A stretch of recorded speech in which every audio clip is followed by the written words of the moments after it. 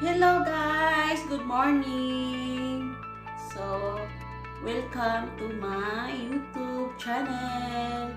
So, my name is Ivy. So, welcome to the Aivee Kingdom. So, today's video guys ay all about gifts. So, ang gagawin natin ngayon is maggagawa tayo ng isang picture frame na gawa sa tiles. Meron akong mga ceramic tiles dito. Ito, may sizes. Ito, maliit ito na ceramic tiles. Ito, tiles. Tignan nyo yung dito. Tiles yan, guys. So, ang gagawin natin dito is lalagyan natin ito ng picture. So, ang ituturo ko sa inyo is paano natin ito gagawin na isang decoration na pwede natin ding gamitin isang gift para sa mga loved ones natin. So, just keep on watching and I will teach you how to make a loha or picture frame. So, gamit ang isang ceramic tiles.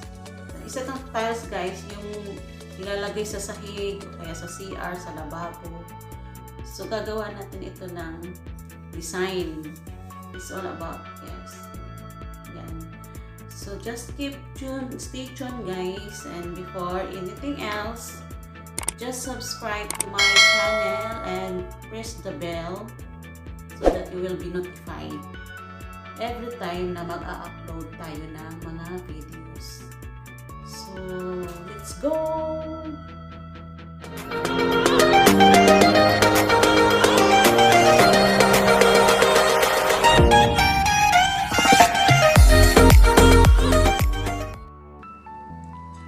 So, hello guys! So, nandito tayo sa computer natin. And, first step, unang gagawin natin is mag-print tayo ng mga desired natin na picture, yung mga gusto nyong picture na gagawin natin. Ipiprint muna natin. So i-open natin to. Ayan. I-open natin. Tapos, ayan, nakikita na natin yung gusto nating picture na gagawin natin. Loha. So, ang gagawin natin is i-download natin to. Ayan yung download guys. I-download natin siya. And then, na-download na siya guys. Nandito siya sa baba. Tapos, ito naman, ilalagay ko siya dito. So, i-download din natin siya. So, ayan, na-download na yung dalawa guys, no? So, second step na gagawin is i-open natin yung Microsoft Word natin.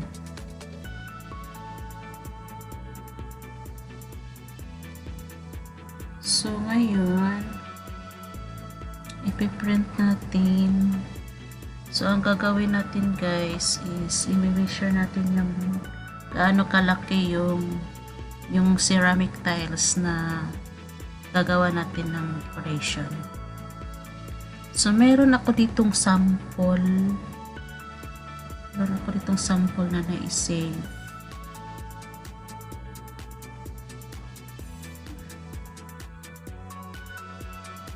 So, ayun, may nakuha akong sample, guys. Yan, ito yung sample. Ganyan kalaki yung ceramic tiles. So, maglalagay tayo ng shade. Square. So,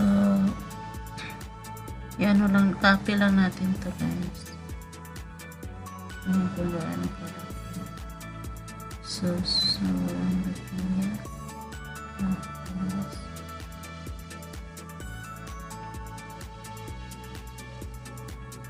paliitin natin yung outline. So, kukunin natin itong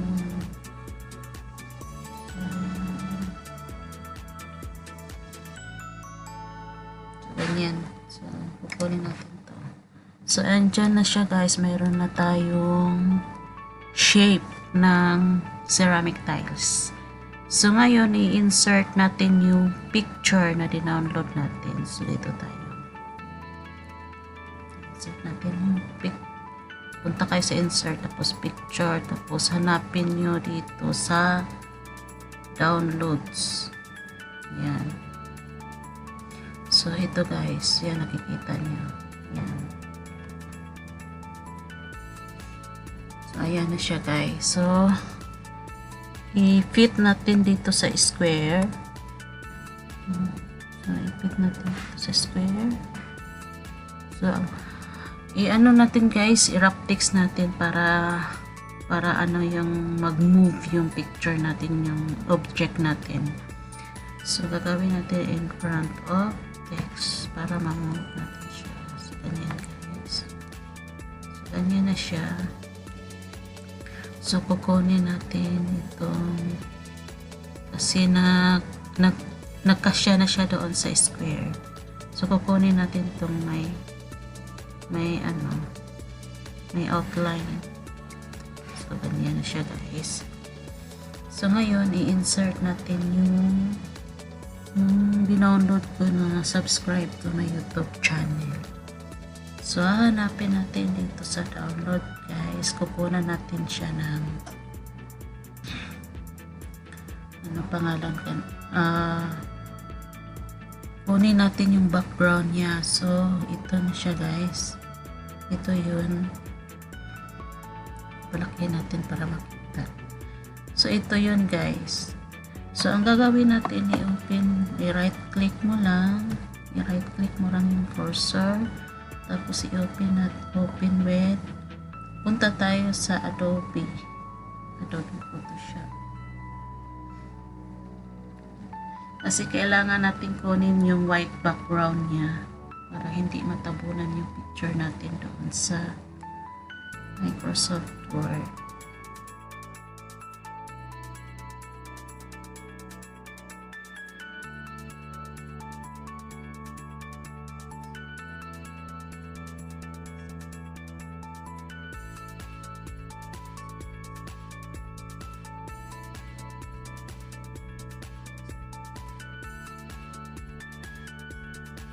So, may white background. So, ayan, nawala na yung background niya guys. Tapos, save natin.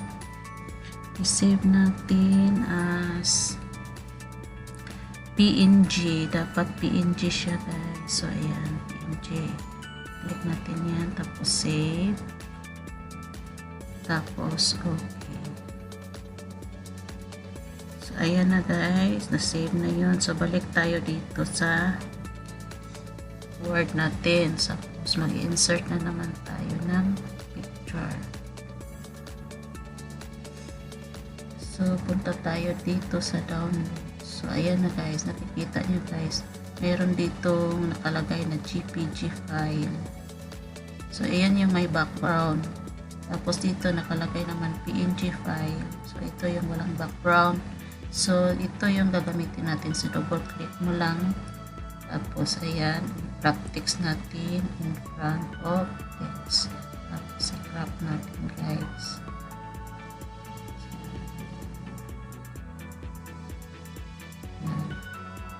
So, ayan, tapos, ano natin dito? Paliitin natin para magpasya siya. So, ayan, depende sa'yo kung anong gusto mo.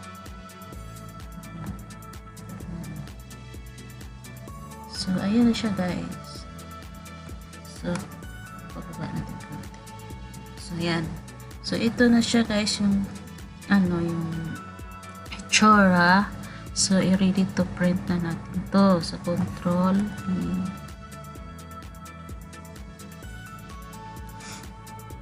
Print na natin siya. Print mo na yan. So, gagamitin mo lang na papel is yung normal lang na papel. Yung bond paper A4. Yan lang. So, ayan, ready. And so now guys, ito na print na po natin yung picture. just a sample. So ito yung parang profile picture ng channel ko. So now we have to do this, the loha making. Ito yung ceramic tiles yung sinasabi ko. So ito po yung ginagamit natin na glue. Kailangan natin ng glue. So may mga choices tayo sa mga glue, guys. Ilagay ko mga picture na pwede nyo gamitin na glue dito. So today ang ginagamit ko is itong mud podge na glossy. Ito pang ibabaw, glossy. Tapos ito yung pangdikit ko, yung matte na mud podge. Mapapansin nyo, guys, yung matte na mud podge na glue is like light yellow yung kulay niya dito. Kasi ito may mga iba-ibang klase kasi ito, guys. So ito yung light yellow na kulay ng cover niya is matte yan. Tapos ito parang dark na orange is like glossy. So ito yung pang-ibabaw ko sa luha. Luha is like frame. So let's do this, guys, and please watch.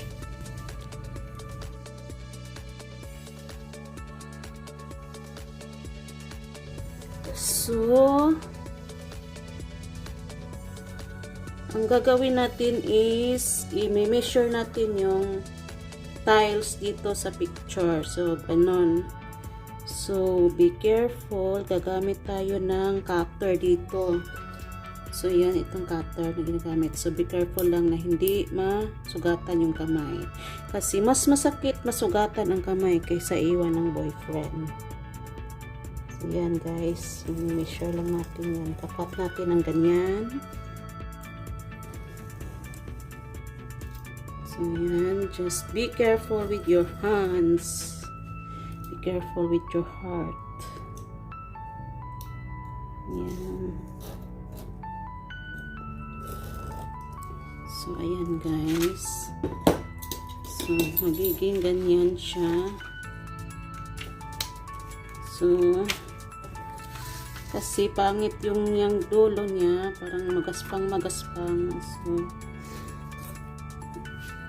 slice natin ng konti. Dito. Konti lang. Para magiging plain yung sira po yung dahan-dahan. So dito kunan din natin para magpantay.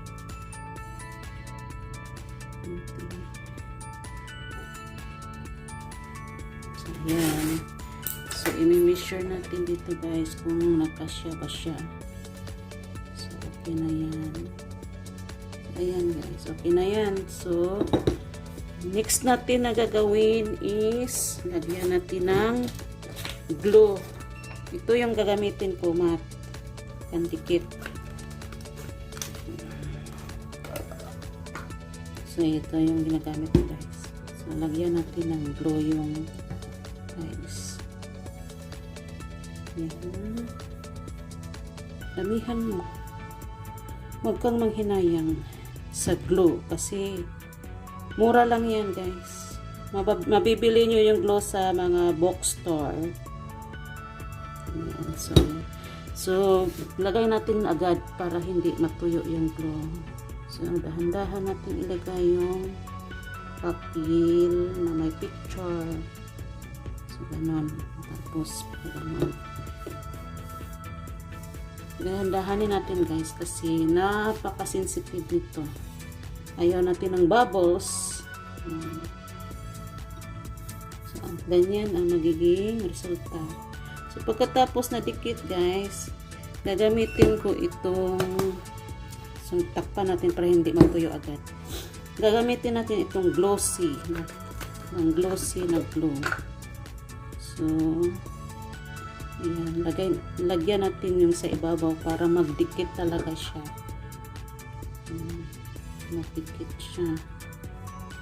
Hayaan nyo na putiin kasi pag natuyo na yan, magiging maganda na yung resulta niya.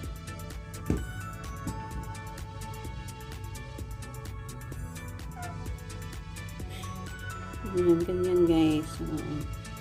Tapos dito din sa dulo niya, lagyan niya din para magdikit yung papel. Ayan. Ayan. Tapos dito naman.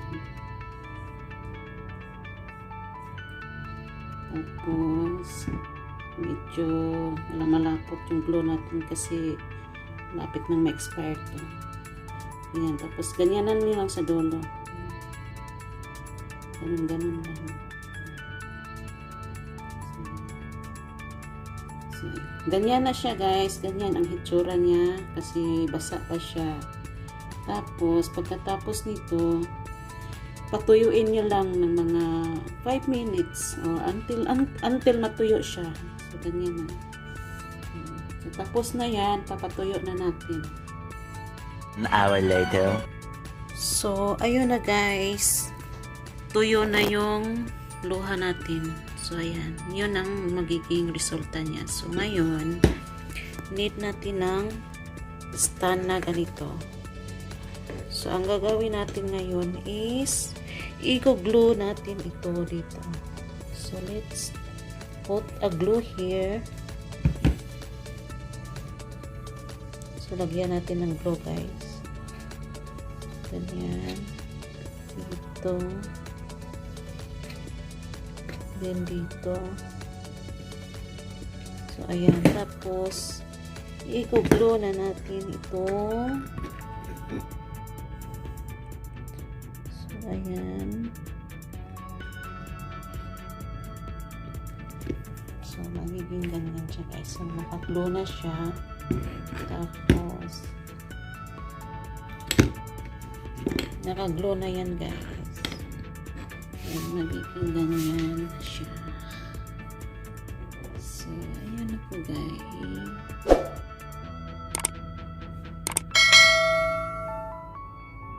So, that's it. And